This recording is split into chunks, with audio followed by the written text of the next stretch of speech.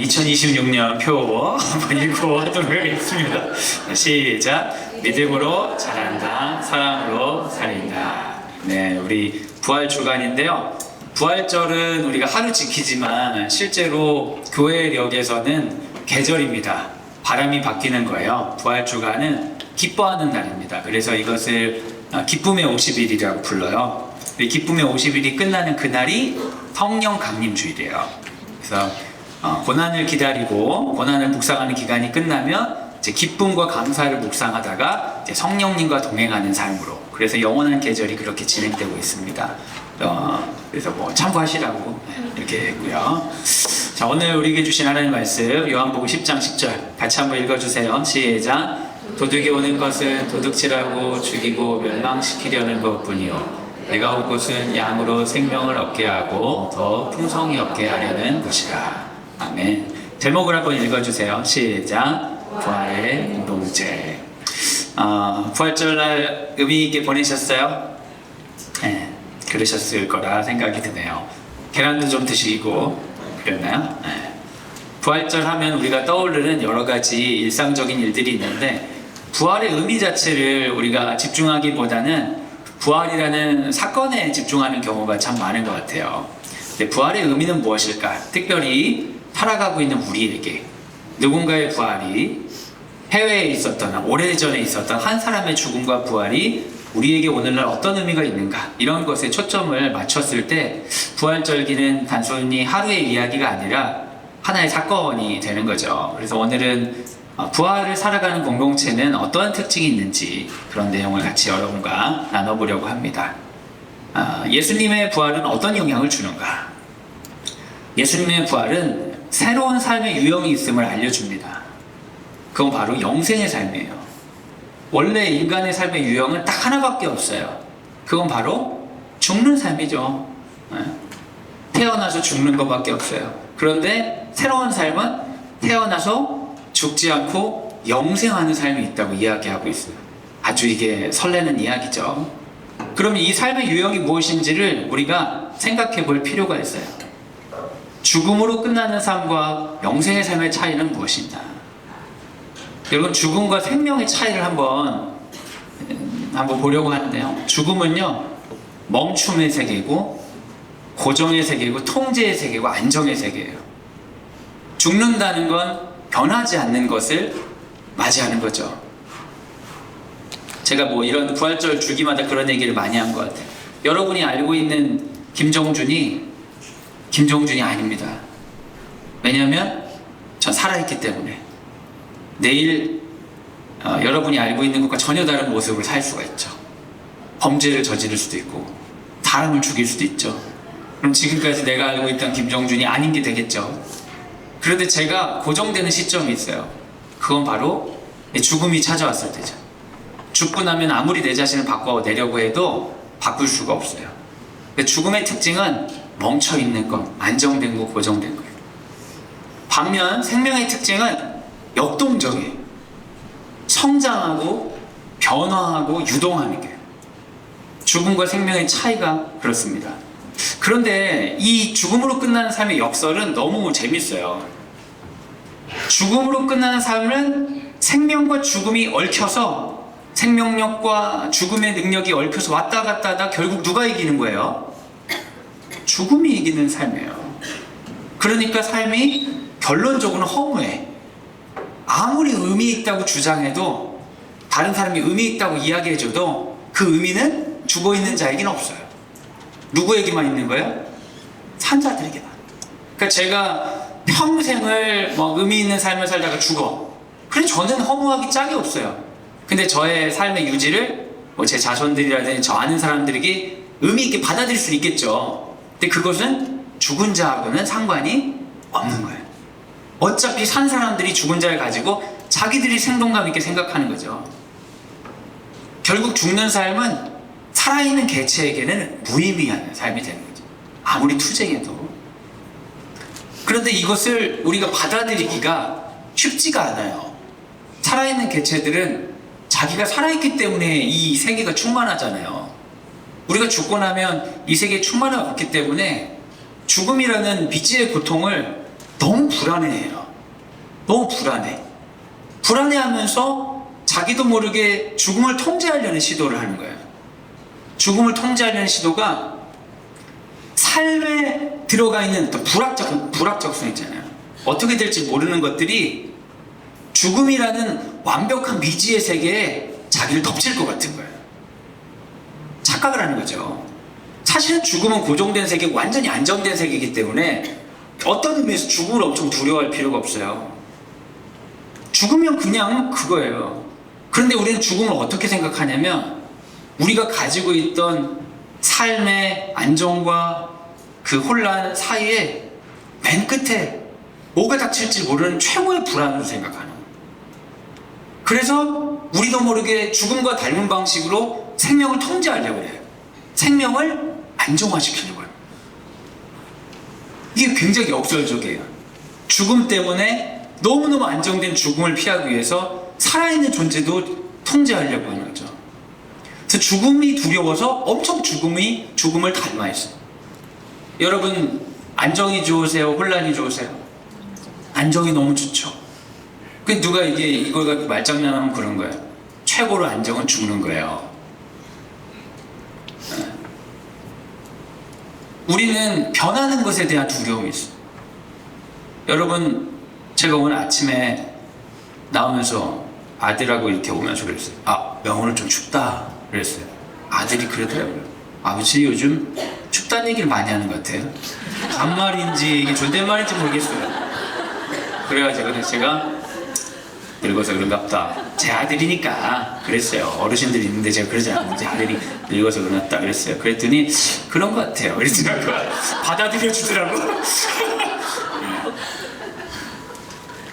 근데 그 변화가 좀 서글프죠. 생각해보니까 제가 초등학생도 키우잖아요. 초등학생, 고등학생 이 나이 때 별로 추위를 못 느꼈던 것 같아요.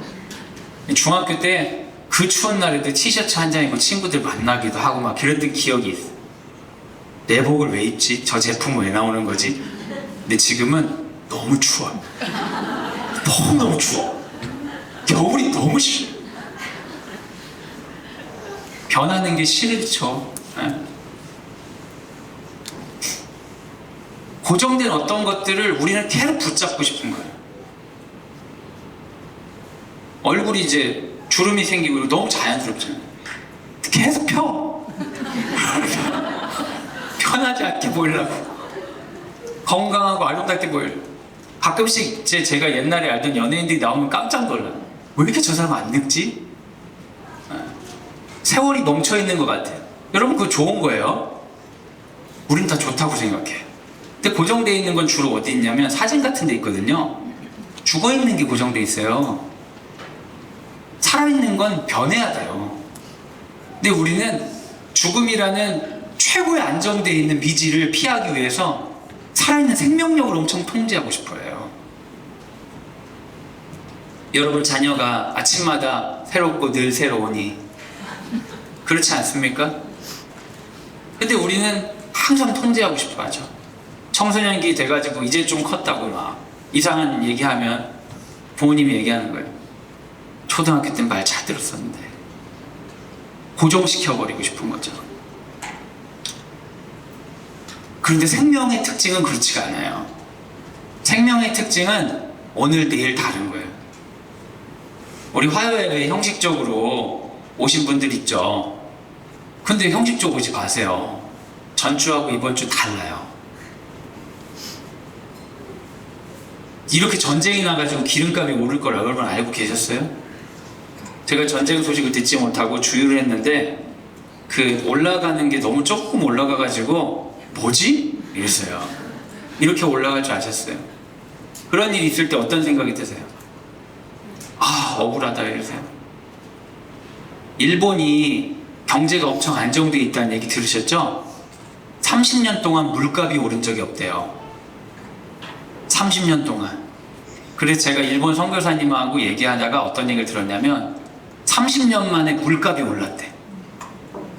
근데 30년 동안 어떤 할아버지가 그런 얘기를 하셨다는 거예요. 그 선교사님한테. 자긴 평생 이 돈을 받으면 급여도 안 오르고 물가도 안 오르는 세계로 한 30년 산 거예요, 거기가. 이 돈을 받으면 물은 얼마에 사고 뭐 얼마에 사고 딱 정해져 있는데 30년 만에 물값이 오르니까 너무 당황스럽다는 거예요. 우리는 당황하지 않죠. 자고 일어나면 물가가 오르는 세상에 살고 있으니까. 가끔 깜짝깜짝 놀라요. 어렸을 때 물가가 생각나가지고 이거 이렇게 받는다고 막 깜짝 10배도 오르는데 뭐 50원에 과자 사 먹고 막 그랬던 기억이 나요. 라면 100원하고 막 이랬던 기억이 있는데, 근데 사실 변하는 게 정상이에요. 혼란스럽고 당황스러운 게 이상이 아니에요. 근데 우리는 죽음이라는 미지의 안정을 눈앞에 두고 있기 때문에 엄청 삶을 통제하려고 하죠. 죽음을 두려워해서 삶을 죽음으로 살아가려고 해요. 생명력을 보이면 두려워요.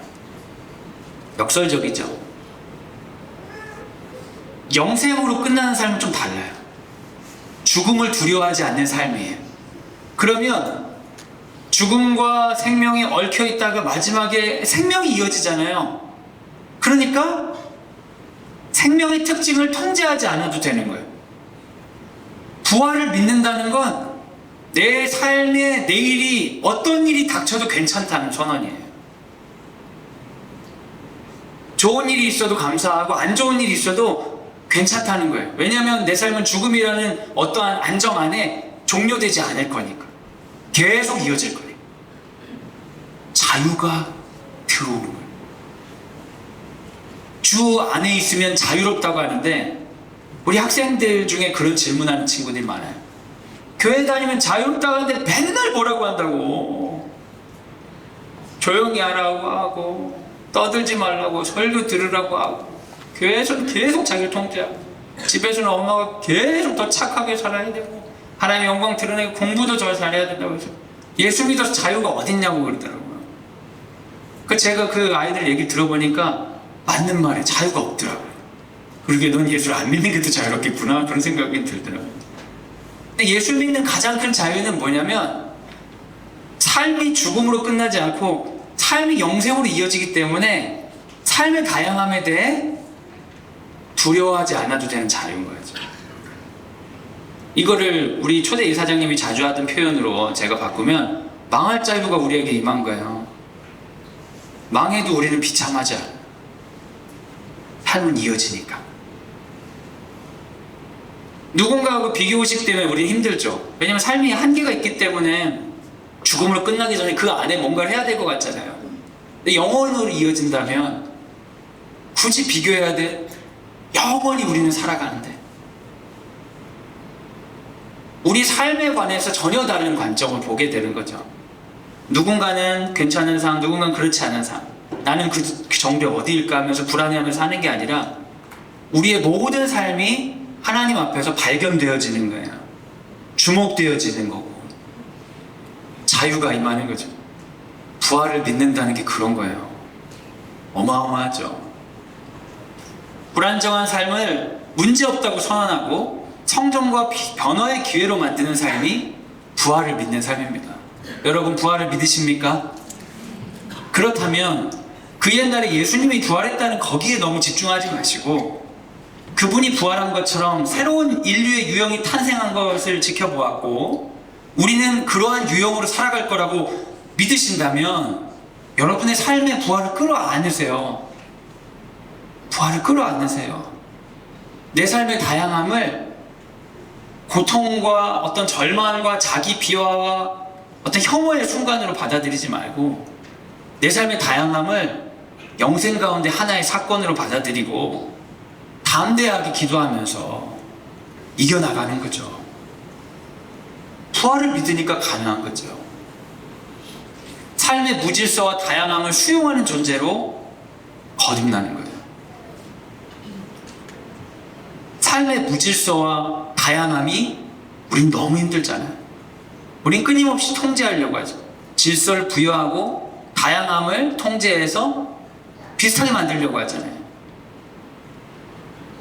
그러다가 실패하면 내 삶이 실패한 것처럼 느껴지죠. 그런데 부활은 우리에게 전혀 다른 삶을 주는 거예요.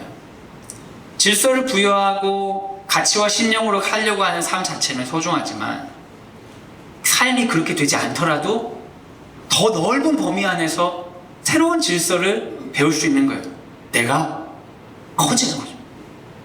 내가 확장되는 거예요. 그걸 다른 말로 하면 사랑이라고 할 수 있어요. 내가 전에는 이러한 범위 안에서만 사람들을 받아들일 수 있었다면 그 범위가 넓어지는 거예요. 더 넓어져.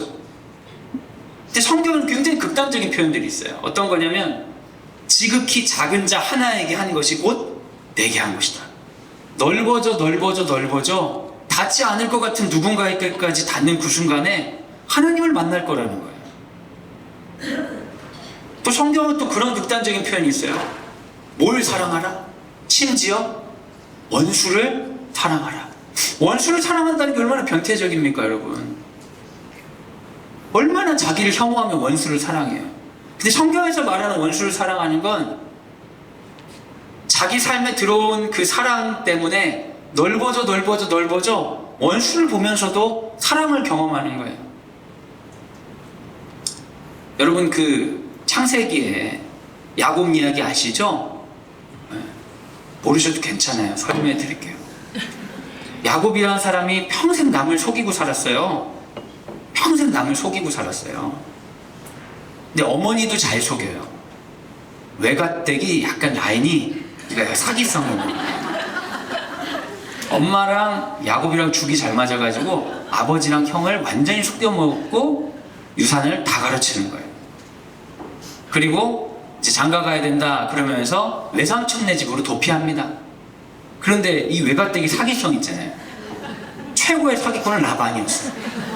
외삼촌에 가가지고 야곱이 된통 사기를 당해가지고 원하지 않는 여인과 결혼하고 원하는 여인과 결혼하기 위해 개고생을 합니다. 그러다가 그래도 야곱이 명성이 있어서 그런지 마지막에 라반을 완전히 속여먹어서 라반의 재산을 엄청나게 뜯어가지고 도망갑니다. 이 외가댁의 이 사기 능력은 장난이 아니에요. 그 사람이 신앙이 좋아도 좀 이렇게 안 되는 사람들은 그게 어쩔 수가 없는 게 있나 봐요. 여하튼 그렇게 사기를 치고 돌아오는데 문제가 생겼어요. 인생의 문제가. 돌아갈 때가 에서형이 있는 곳밖에 없어요. 자기가 사기 엄청 친 옛날에 사기쳤던 형, 그 돌아가는 라반, 양쪽 다 사기를 쳐놓으니까 갈 데가 없는 거예요. 야곱이. 원수들이 도처에 가득한 거예요. 그러니까 야곱이 가장 원한 소원은 뭐냐면, 주님 딱 한 번만 더 사기치게 하고, 아니면 딱 한 번만 더 도망치게 하옵소서. 내가 내 인생의 방향이 잘못된 건 알고 있지만 이번 한 번만 눈 감아주시고 한 번만 도와주시면 저는 다음부터 잘 살겠습니다. 이런 마음일 것 같아요. 그래가지고 마지막 최후의 계략을 쓰는 거예요. 모든 재산을 앞에 보내고 가족들을 다 보내는 거예요. 에서가 400명을 데리고 온다는 얘기를 듣고 마음을 약하게 하려는 거죠. 칼을 들고 막 400명을 오는데 막 재산들이, 이게 뭐야? 야곱 어딨어? 아, 형님께 드린 선물이랍니다. 그래? 그런다고 내가 화를 불지어자. 야! 하는데 막 갑자기 애들이 막 하면서 큰아빠! 막 부인이 4명이나 했어요? 아주버님, 이거 어떡하지? 곤란하지, 곤란. 야곱 어딨어를 못하는 거. 야곱은 이제 자기가 마지막에 마무리를 하면 되겠다, 그렇게 생각을 했을지 모르겠지만 진짜 인생에 코너에 몰린 거예요. 원수들이 가득하잖아요. 기도를 하는 거죠. 기도를 하는 거예요. 천사 같은 사람이 지나가는 거 보고 기도하는 마음으로 붙들어요. 그러면서 뭐라고 얘기하냐면, 날 축복해 주시지 않으면 못 떠납니다. 그래서 천사가 하도 못 가게 하니까 야곱을 때려버려요. 그 엉덩이 뼈가 다 으스러졌어. 절름발이가 됐어요. 그리고 뭐라고 하냐면, 너는 나와 싸워 이겼다. 나와 싸워 이겼다는 건 복을 받는다는 거야, 안 받는다는 거야? 받는다는 거잖아요. 복을 안 주면 안 보낸다고 하니까 복을 받았어. 근데 나는 복을 받았어. 나는 이제 이스라엘이야. 그런데 절름발이가 됐어요. 야곱의 소원은 한 번만 더 속이고 한 번만 더 도망가는 건데 도망가지 못하는 장애인이 돼버린 거예요. 이상하죠? 여러분, 너무 쉽게 기도하지 마세요. 기도 안 들어졌다고 너무 억울해하지 마세요. 성경에는 억울한 사람 투성이에요. 한 번만 더 도망가게 해달라고 했더니 전륜발을 만들어서 절대 못 도망가게 하는 거예요. 야곱 어떻게 하겠어요? 정면 승부밖에 없죠. 그 사람을 의지할 거는 이제 하나밖에 없어. 복을 받았다는 이스라엘이라는 이름밖에 없고, 그래 난 복받은 사람이야. 생각해보니까 어렸을 때부터 태에서 그리고 베델에서 순간순간 계속 복을 주셨는데 나는 하나님이 주셨던 복을 인지하지 못하고 내 나름대로 내 방식대로 속이고 살려고만 했구나. 근데 이제 속일 수 없는 사람이 됐으니까 복을 받은 걸 믿고 절름발이가 돼서 걸어가는 거예요. 그리고 에서를 만나죠. 그런데 야곱이 이상한 경험을 하는 거예요.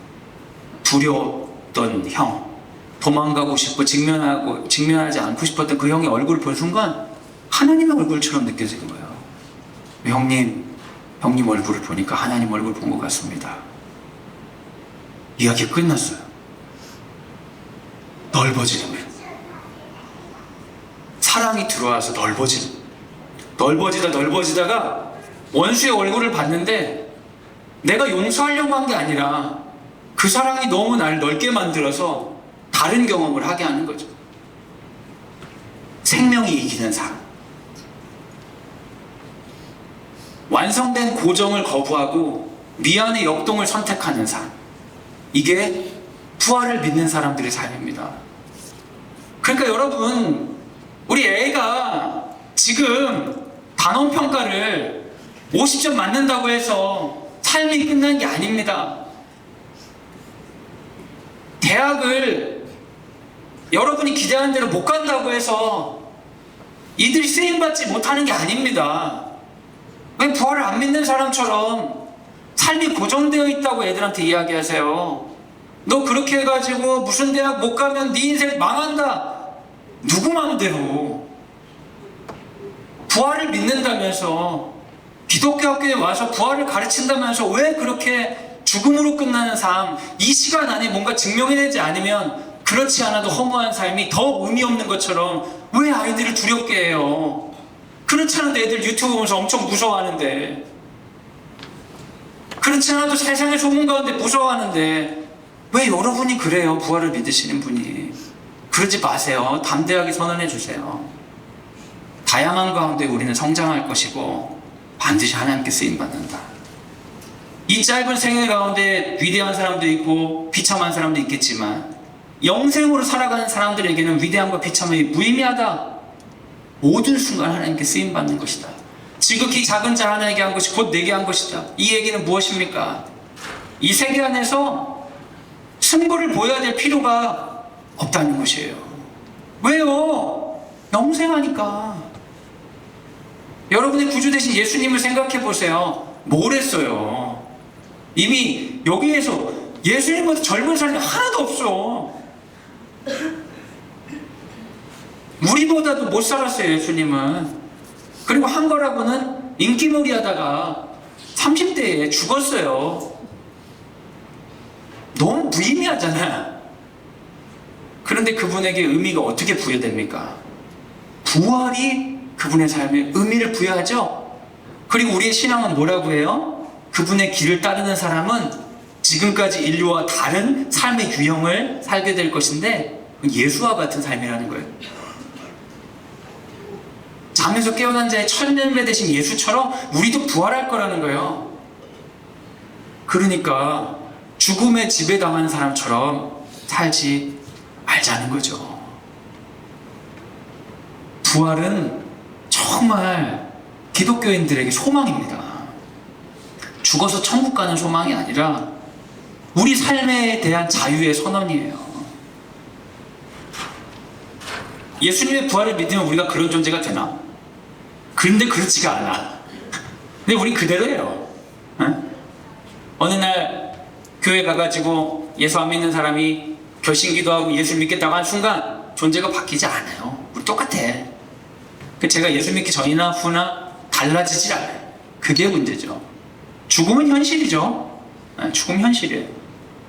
예수 믿는다고 안 죽는 사람이 없어요. 그럼 얼마나 편하겠어요. 그럼 다 예수 믿지, 안 죽으려고. 우리의 믿음은 새로운 인간의 유형이 탄생되었다고 얘기하지만 현실은 새로운 인간의 유형은 없어요. 다 죽어가는 거예요. 그러니까 이 믿음을 믿는 게 일종의 속는 것 같은 느낌이 드는 거죠. 그러니까 우리 안에 신앙이 좋은 사람은 또 어떠한 역설의 패러독스에 빠지냐면, 아이고 믿음이 있어야 되는데 난 왜 이렇게 믿음이 없을까, 그런 생각이 드는 거예요. 믿음이 우리에게 자유를 줘야 되는데 믿음이 우리에게 정죄를 줘요. 그렇지 않아도 삶의 죽음의 두려움 때문에 온갖 세상을 통제하려고 하는데 믿음조차 날 도와주는 게 아니라 믿음조차 나를 정죄해요. 그 더 괴로움에 빠지는 거죠. 근데 되게 믿음을 잘못 오해하고 있어서 그래요. 여러분, 우리의 믿음이 없으면 잘못이 아니에요. 당연한 거예요. 믿음이 없는 게 당연하죠. 눈앞에서 사람들이 죽어가고 눈앞에서 세상을 통제하고 그런 사람들이 계속 이기고 죽은 사람이 다시 부활해가지고 삶을 연장하는 걸 우린 보지 못하잖아요. 근데 그거를 믿음으로 이긴다는 게 말이 안 되잖아요. 믿음 없는 거를, 자기를 미워하지 마세요. 아이고 난 믿음이 없어서 문제야. 아니에요. 믿음 없는 거 당연해요. 믿음 없는데 그래도 애쓰니까 진짜 장하다, 뭐 이 정도는 모르겠는데 믿음 없는 자기를 왜 미워해? 그렇지 않아도 세상도 힘든데.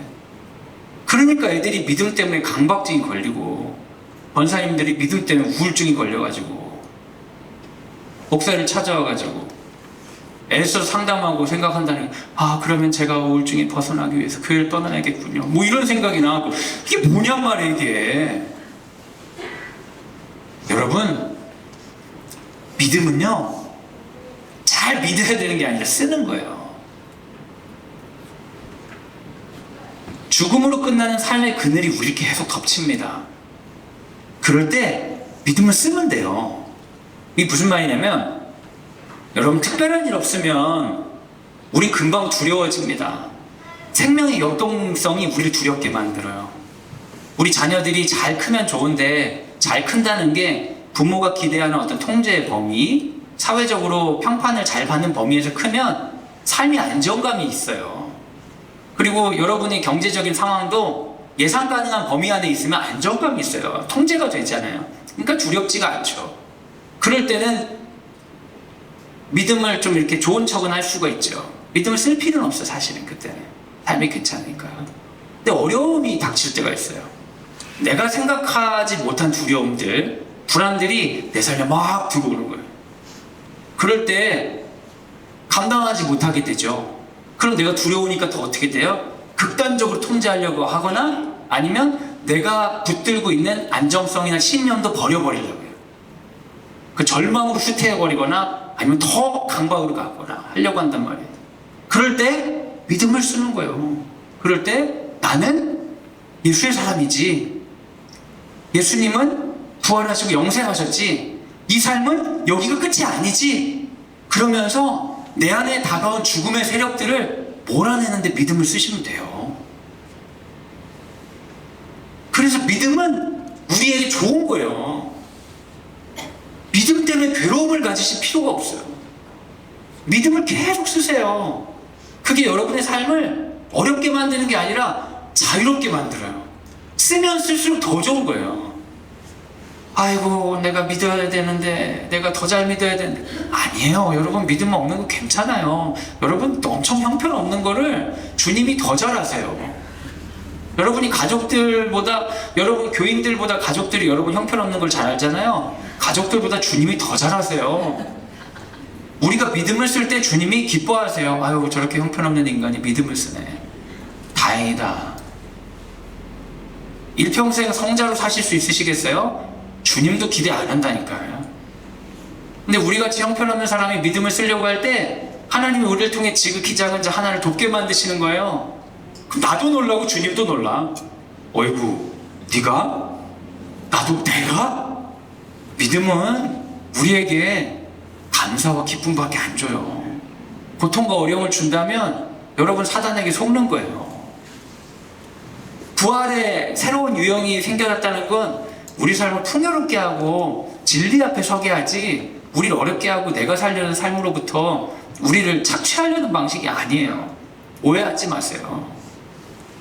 근데 저도 이 오해를 많이 했어요. 신학교 들어간 순간 저는 항상 그런 마음을 가졌어요. 믿음에 대한 비유를 제가 가지고 번지점프를 하는데 줄이 없는 번지점프를 해야 된다. 그게 믿음이다. 이런 생각을 했어요. 나이가 들고 지금 생각해보니까 어떻게 그런 극단적인 생각을 했는지 모르겠어요. 그 젊은 애한테 누가 그렇게 못된 말들을 많이 해줬으면 믿음에 대한 그런 생각을 했나 싶어요.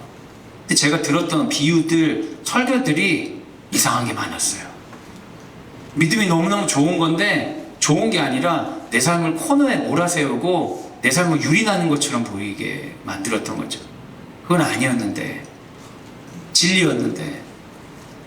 근데 그 두려움은 도움 안 돼요, 여러분. 믿음은 무조건 좋은 거예요. 제가 살면서 뭐 저보다 힘든 사람이 많지만 우환이 좀 있었잖아요. 애도 아프고 일찍 하늘나라 보내도 제 아내도 아프고 삶의 우환이 엄청 많더라고요.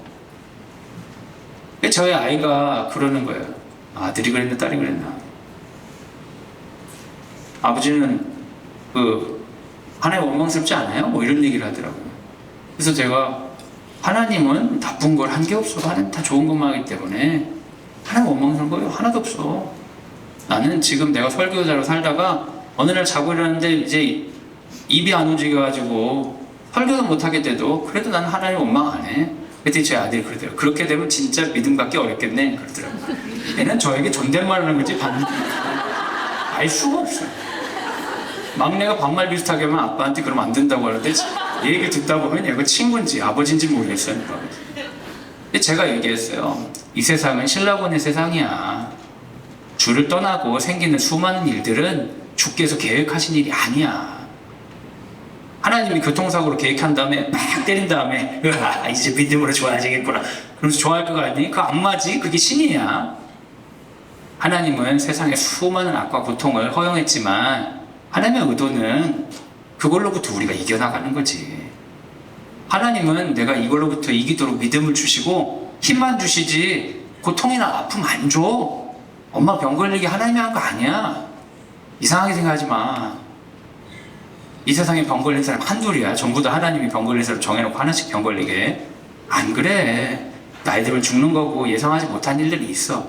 그거는 에덴을 떠난 인간의 자연스러운 일이고, 그럼에도 불구하고 믿음을 지키고 영생으로 나아가게 하는 게 주님인데 난 예수님 없었으면 못 살았어. 하나님 때문에 살지. 하나님 믿는 건 다 좋은 거야. 알아들었는지 모르겠어요. 여러분 오해하지 마세요. 여러분의 삶에 있는 굴곡들을 하나님이 의도하고 여러분 갱생시키려고 준 거 아니에요. 하나님도 그런 거 원치 않아요. 우리에게 허락된 자유가 죄의 누적이 우리 삶의 고통으로 다가오죠. 하나님이 허용하신 건 맞지만 계획하신 거 아니에요. 하나님의 계획은 우리의 생명을 풍성하게 누리는 거예요. 근데 하나님이 없으면 그런 고통과 아픔 가운데 내 생명이 위축돼요. 너무 무의미해요. 곧 죽을 건데 이게 뭐야 비참하게. 건강하고 돈도 많이 벌고 칭찬도 받고 명성도 오고 그러다 죽어야지. 막힌 삶의 논리가 우리를 되게 힘들게 하잖아요. 그런데 예수 믿으면 그 영생이라는 새로운 걸 깨닫고 예수의 부활을 나의 산소망으로 찾으면 내 삶이 바닥으로 가도 그 순간에도 날 쓰시는 하나님을 경험할 수 있다니까요. 하나님 엄청 가까이 오시는 거예요. 예수님은 우리 산소망이에요, 여러분. 이 부활주일날 계란만 먹지 마시고 이러한 새로운 삶의 유형이 있다는 걸 믿어보세요. 그럼 오늘이 달라져요. 막말로 얘기해서 죽었는데 예수님 없으면 어떡할 거예요? 천국도 없고 아무것도 없으면 어떡할 거예요? 그러면 너무 억울하지 않아요? 저는 안 억울해요. 이게 다 거짓말이어도 너무 감사해. 거짓말이어도 너무너무 거짓말을 잘 만들어가지고 이 이야기 때문에 저는 오늘 되게 풍요롭게 살고, 전 이 이야기 때문에 수많은 사람들이 삶의 죽음을 향해 가다가 생명으로 트는 거를 전 제 눈앞에 엄청 많이 봤는데요. 너무 고맙죠. 거짓말이어도 전 진짜라고 믿으니까. 거짓말은 상관없어요. 죽어도 이게 다 거짓말도 아무 상관없어요. 이미 하나님은 저에게 해주실 거 다 해주셨어요. 천국 없어도. 그분 아니면 제 삶의 허무함을 이기기가 어려웠을 것 같아. 끊임없이 제 삶이 그래도 의미 있다고 주장하려고 애를 썼을 것 같아. 근데 저는 전혀 애쓰지 않아요. 무의미해도 상관없거든요. 오늘 살아갈 수 있으면, 주께 쓰임받을 수 있으면 충분하니까. 주님이 우리를 충분하다 보셨으니까. 그리고 너무너무 무의미하게 고통당하다 죽은 그 젊은 남자도 부활시키셨는데, 새로운 삶이 이미 우리에게 들려졌는데, 복음이에요. 복음. 이겼다는 복음. 이 복음 듣고 삶에서 승리하려고 하지 마세요, 여러분. 이 복음 가지고 다른 사람 통제하고 지배하고 머리 꼭대기에 올라야 된다고 하지 마세요. 그런 거 간증하지 마세요. 그러니까 교회 다니는 사람들이 강박증에 걸리는 거예요. 성공도 해야 되고 도덕적으로 착하기까지 해야 되고. 성공한 사람들은 나쁜 사람들이 많은데, 물론 불편해. 그런 거 간증하지 마세요. 하나님이 그런 사람들에게 잘해주는 게 아니에요. 죽음의 삶이 우리를 덮칠 때가 있어요.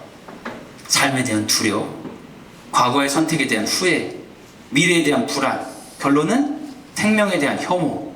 나만 없어지면 되겠다. 오늘의 생명이 죽음으로 바뀌길 원해? 생명다움이 억압당하는 거예요. 나의 다양함, 나의 어떤 구조 안에 들어가지 못함, 이 생명다움을 통제하지 못해서 나는 죽는 게 이 시스템에서 좋겠구나라고 느끼는 일들이 엄청 많아요. 학생들 중에 많아요. 애들이 엄청 많아요, 여러분. 불쌍히 죽겠어요. 불쌍히 죽겠어. 애들이 왜 몸을 긋는지 아세요? 자해하는 되게 많은데 우리 학교는 별로 없어요. 인터넷을 많이 못하게 해서 그런 것 같아. 우리도 인터넷 하라고 하면 자해 많이 할 텐데 힘들 때 자해하라는 그 내용이 많거든요. 우리 애들 자해를 잘 안 해.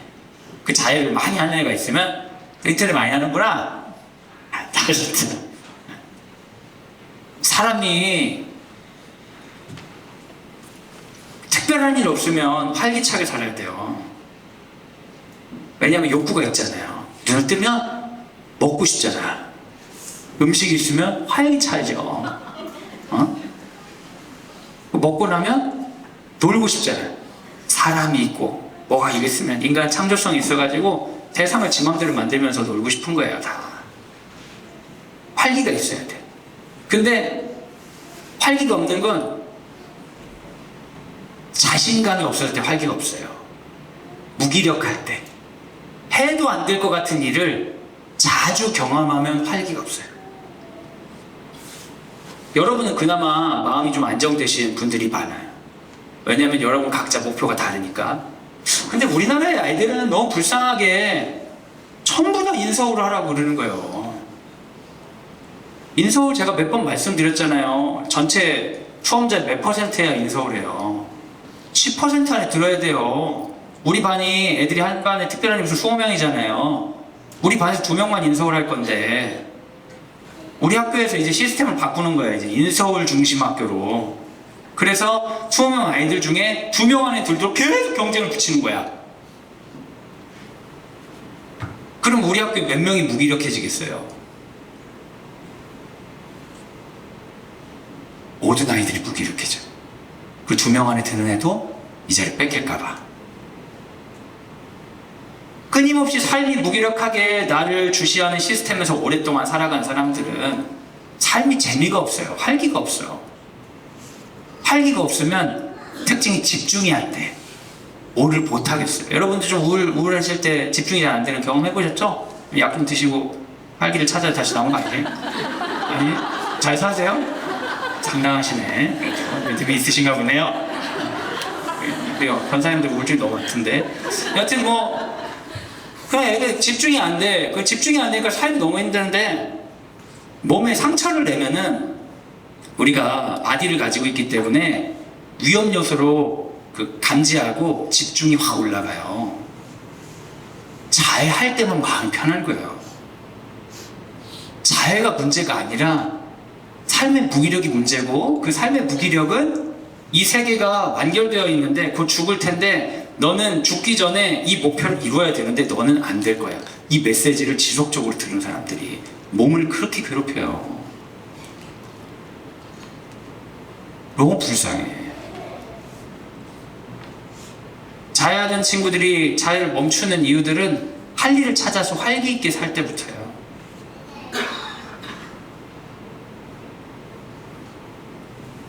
저는 그런 생명의 혐오로부터 생명의 존중으로 나아간 일들을 진짜 많이 봤어요. 제가 상담을 잘해서 그랬겠어요?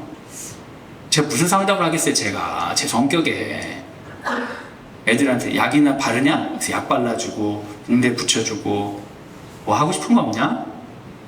쓸데없는 일을 얘기해서 같이 만화 얘기하고 뭐 쓸데없는 얘기해서 친해진 다음에 다시 예수님 전하는 거예요. 무슨 상담을 하겠어요? 예수님 전해서 얘기하는 거예요.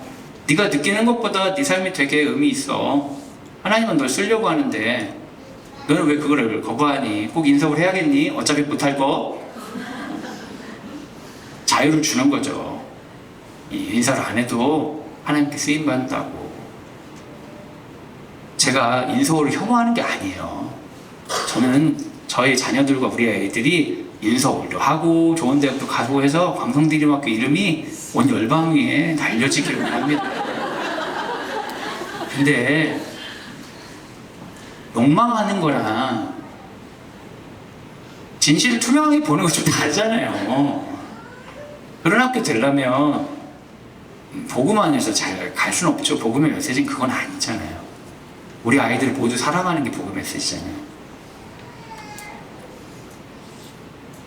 부활의 믿음을 사용하세요, 여러분. 요한복음 10장 10절 말씀 다시 읽어주세요. 시작. 도둑이 오는 것은 도둑질하고 죽이고 멸망시키려는 것뿐이요 내가 온 것은 양으로 생명을 얻게 하고 더 풍성히 얻게 하려는 것이다. 여러분의 믿음이 여러분의 생명을 더 풍성하게 만듭니까? 부활의 이야기가 나를 더 넓게 만들고 더 사랑하게 만들고 여기 서 있는 게 아니라 저기까지 걸어갈 수 있도록 새로운 곳으로 나를 이끕니까? 그렇다면 여러분 믿음을 잘 쓰고 있는 거예요. 그런데 여러분의 믿음이 이것도 해야 되는데 저것도 해야 되는데 믿음도 좋아야 되는데 그러면서 여러분의 생명이 마치 부적합한 것처럼 여겨지게 되는 요인 중에 하나입니까? 여기서 벗어나면 안 돼. 여기 있어야 돼. 나도 모르게 이거 벗어나면 어떡하지? 나의 생명의 특징이 아니라 죽음의 그늘로 나를 묶어내는데 믿음이 역할을 하고 있습니까? 그렇다면 여러분 속고 있습니다. 부활의 예수님이 여러분에게 하고자 하는 음성이 웬일인지 모르지만 막혀 있습니다. 여러분의 눈이 가리워져 있고 여러분의 귀가 막혀 있어요. 선언하셔야 됩니다. 나의 구주는 예수. 예수 나의 산소마. 부활을 묵상하고 믿으세요. 믿음은 우리에게 구원을 줍니다. 죽어서 천국 가는 게 아니라 지금 오늘 여기에서 내 생명의 연약함에도 불구하고 그 생명의 풍성함을 누리게 해요. 감격과 감동, 고통이 없다는 게 아니라 고통과 상관없이 내 존재가 기뻐 뛰는 것들을 허락한다고요. 전혀 예상하지 못한 일이죠. 어떻게 이런 상황에서 곧 죽어가는데 통제된 상황에서 이것밖에 못 이루면서 그런 말들, 그 정죄로부터 이겨낼 수 있는 자유가 복음 안에 있어요. 우리 애들한테 이거 꼭 전해야 되지 않겠습니까? 우리 아이들 중에 성공할 아이들 소수고 평범한 아이들 대부분이고 고통당하는 아이들도 많을 텐데 그 아이들이 끊임없이 성공해야 된다고 얘기하면 그 중에 성공한 아이는 부모 말 잘 들었지만 나머지 대부분의 아이들은 부모의 기대도 못 채우는 거죠. 그렇지 않은 사람도 있는데 우리가 왜 그래야 돼요? 우리 자녀들에게 우리 복음을 전하고 이 아이들이 하나님께 쓰임받고 그 아이들의 능력과 그 아이들의 수많은 예상하지 못한 삶의 과정에도 불구하고 하나님 앞에서 풍성한 삶, 생명을 누리는 삶 살도록 지지해줘야 될 사람들인데요. 도대체 설교를 얼마나 길게 썼는지 끝날 기미를 안 보여. 진짜 이제 끝내야 될 것 같아요. 이게 제목이 부활의 공동체예요. 근데 결론적으로 하고자 하는 얘기는 있어요. 뭐냐면 그러나 이 믿음을 개인의 결단으로는 지킬 수가 없어요. 나 혼자 예수님 부활하셨으니까 자꾸 이겨내야지. 안 된다고요. 같이 해야 돼요. 같이 해야 돼요. 그래서 여러분 믿음이 부족하니까 나 같은 사람이 뭐하냐 그러지 말고 할 수 있는 만큼 예수님의 부활의 이야기를 믿고 할 수 있는 만큼 하나님이 원하시는 그 자리로 가서 사랑을 전하세요. 할 수 있는 만큼. 그런 존재가 되라는 게 아니에요. 여러분 형편없어도 되죠. 저도 형편없잖아요. 근데 할 수 있는 만큼 그걸 하라고요. 그러면 할 수 있는 만큼 하는 나를 보고 다른 사람이 주의 음성을 듣게 되는 거예요. 그래서 형편없는 그거 또 일어나는 거죠. 그때 했던 내가 무너져도 괜찮아요. 그땐 다른 사람이 할 수 있는 만큼 할 테니까 같이 가는 거예요. 같이 가는 거예요. 부활을 믿는 방식은 부활의 내용 너무 좋은데 이걸 믿는 방식은 같이 믿는 것밖에 없어요. 아무도 혼자 못 믿어요. 그 영적 엘리트주의를 조심하시고 누군가를 의지해서 믿음 생활하지 마세요. 목사님들 의지하지 마세요. 제발.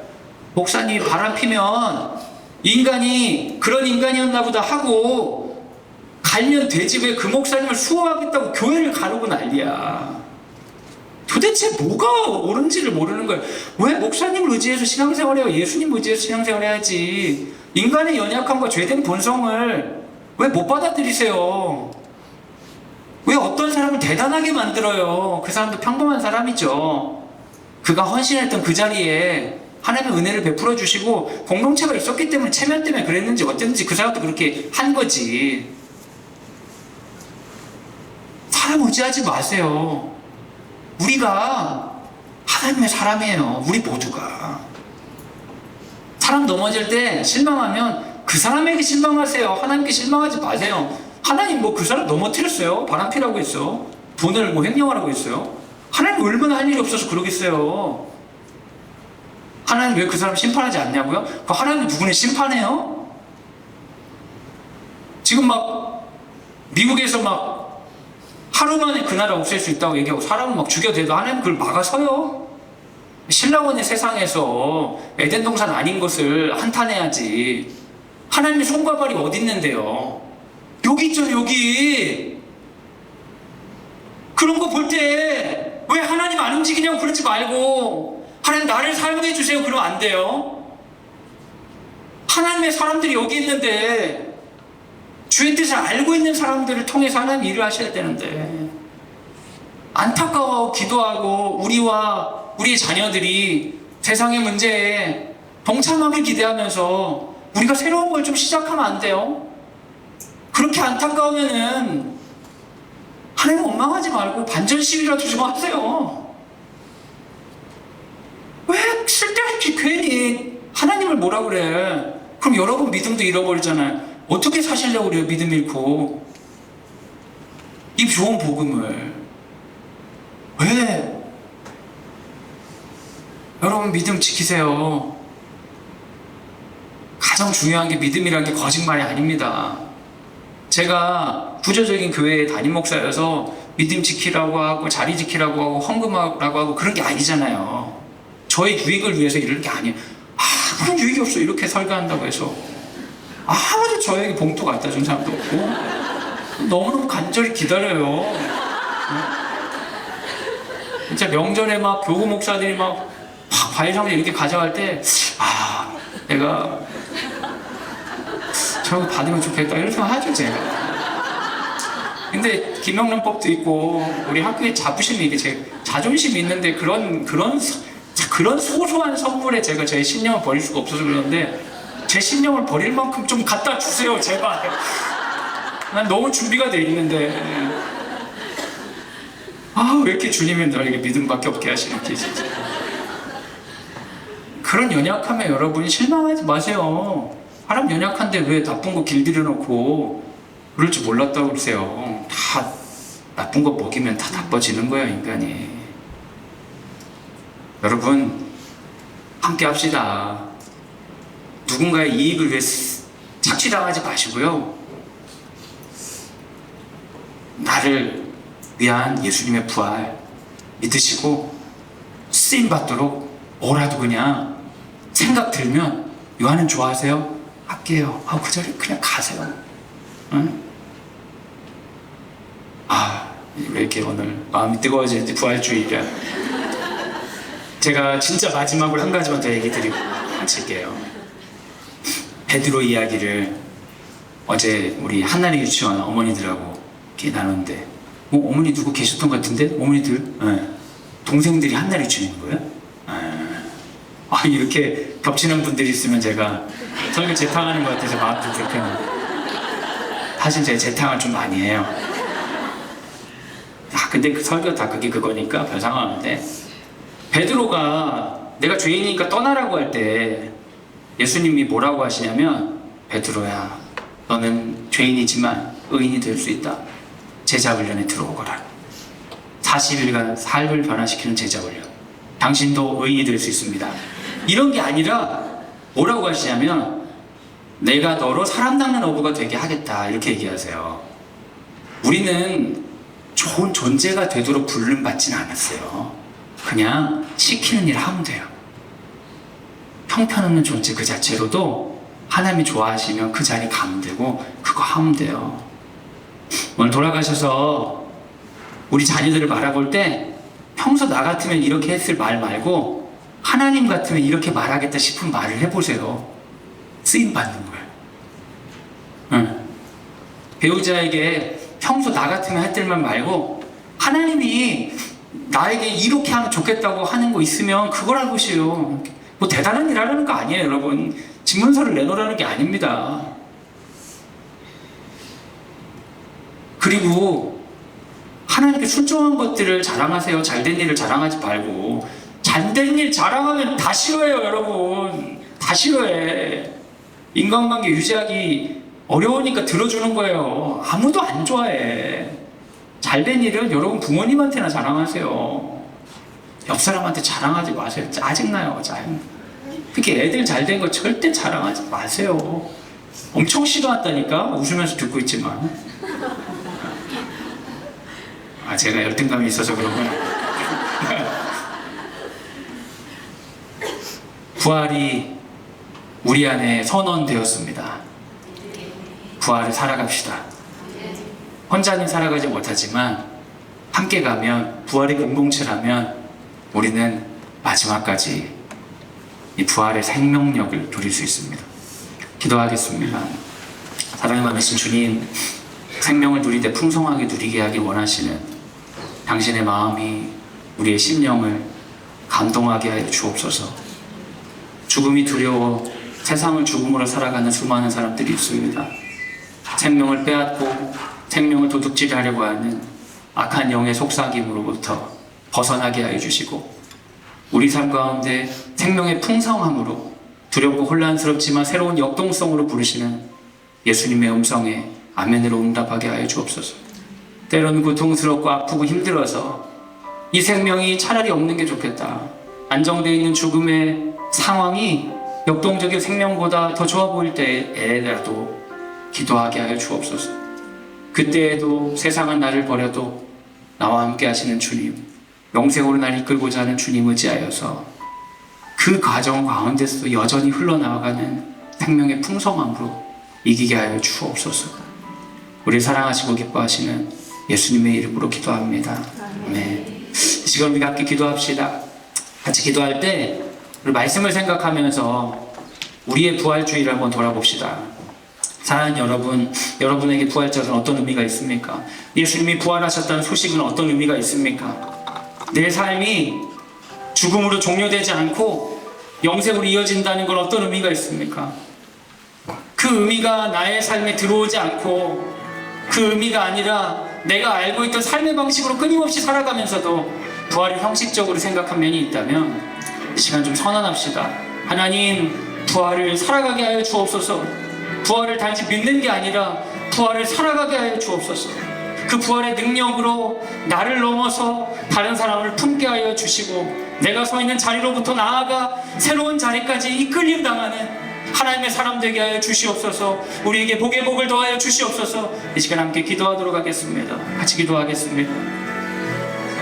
하나님 많으신 주님, 우리가 교회를 우리 가운데 은혜를 좀 베풀어 주시고 함께하여 주시고 주님 생명의 우리를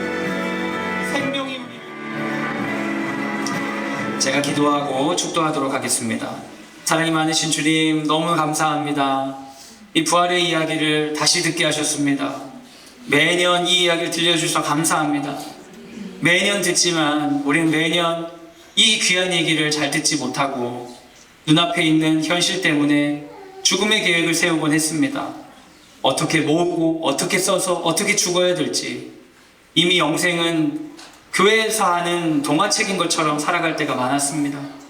부활절에는 기뻐하고 계란을 먹고 노래를 부르고 찬양을 해놓고 자녀에게 가서는 세상은 막혀있고 이 시간 안에 성취를 내지 않으면 네 인생은 의미 없다고 왜곡된 이야기를 서슴없이 전했습니다. 위선자, 죄인, 악인이 우리입니다. 그럼에도 불구하고 주님은 우리에게 여전히 부활의 소식을 전해주십니다.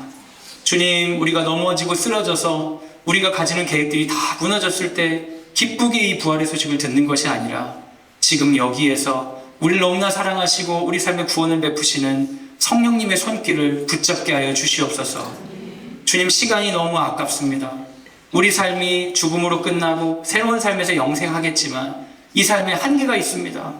이 짧은 시간 동안 우리가 성취해야 되는 것이 아니라 사랑해야 됨을 돌아보게 하여 주옵소서. 삶의 모든 시간들이 성공을 기다리는 시간, 성공을 준비하는 시간이 아니라 그 모든 순간 사랑할 시간, 하나님께 쓰임받을 시간임을 깨닫게 하여 주셔서 오늘 쓰임받게 하여 주옵소서. 오늘 할 수 있는 사랑하게 하여 주옵소서. 내일 더 넓은 곳까지 가서 사랑하게 하여 주옵소서.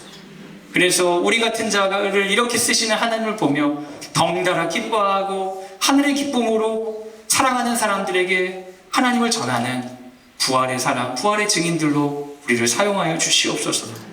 이제는 예수 그리스도의 은혜와 하나님의 사랑과 성령의 교통하심이 주의 말씀을 듣고 부활의 공동체에 불러주신 것을 감사하며 부활을 살아가겠습니다. 주님, 우리는 부활할 것을 믿습니다. 당신을 따르겠습니다. 다지고하는 사랑하는 광성대리학교 모든 식구들 위해 지금부터 영원까지 함께 하시기를 간절히 축원하옵나이다. 아멘.